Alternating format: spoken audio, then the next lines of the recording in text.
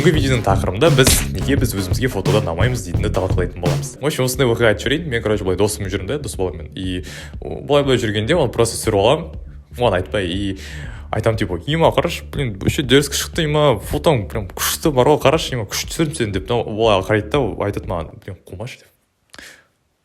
Урод болып тұрмын ғой деп, қалай түсіріп алғансың мен деп, мен емес қой деп. Бірақ потом біз онымен талқылап кеттік, сен әдемі болып тұрсың деп, нормально дерзко болып тұрсың ема деп, қалай ол урод сен өзің түсінбей жатқан боларсың деп. Ол айтады, жоқ қайда деп, урод болып тұрмын ғой мен деп, өтірік айтпашы деп. И мүмкін сіздердің көбісіңізге мүмкін бұл оқиға жақын шығар. Неге біз өзімізге басқаша болып көрінеміз? Яғни зеркальный и фронтальный камера болады. Фронтальный камера ол біздерді, как обычно, өзіміз түрімізді түсіреді. Ал зеркальный ол яғни біздің айнада тұрған түрімізді түсіреді. Яғни достар, қалай десеңіздер, яғни әрбір камераның өзінің сондай функциялары болады. Яғни зеркальныймен түсірсек, онда ол бізді как айнададай тұрғандай етіп түсіреді. Көбісіңізге мүмкін айнада тұрған түріміз ұнайды, ал бұлай шын сыртынан түсіріп алған түріміз өзімізге қатты аса ұнамайды.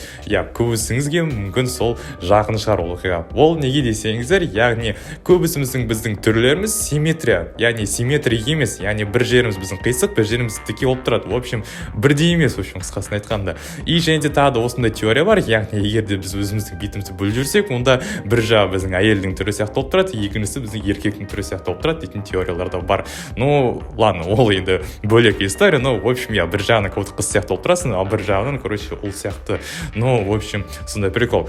В общем, неге біз енді айнада жақсы болып тұрамыз да, неде жаман болып тұрамыз? Яғни біз үйреніп кеттік. Яғни айнада түрімізге қарай беріп, біз өзіміздің айнада түрімізді миымыз кәуітті соны более нормально етіп санайды. Негізінде, так-то сен былай да красавчик болып тұрсың, негізде просто сен былай үйренбегенсің да, өзіңнің сондай басқа қалпыңа. Яғни айнада түрімізді көре беріп, біздің миымыз сөйтіп қалыптастырып, даже телефонда да сіздер байқайтын боларсыздар, ашып қалғанда бәрі нормально сияқты болып тұрады, түскеннен урод болып тұрмын деп, басқаша сияқты болып тұрмын деп. Яғни ол бізде фронтальный, яғни фронтальный видте түсіреді, яғни в общем біз вообще басқаша сияқты болып тұрамыз. Мысалы, қазір мен селфи түсіп жатырмын да, и негізінде по сути жақсы болып тұр ғой зеркальный, но фронтальный мен что-то как-то онша емес, өзіме как-то былай что-то бір түрлі болып көрінеді. Ну, сіздерге мүмкін нормально болып тұрған шығар, но өзіме как-то осылай көрініп тұр.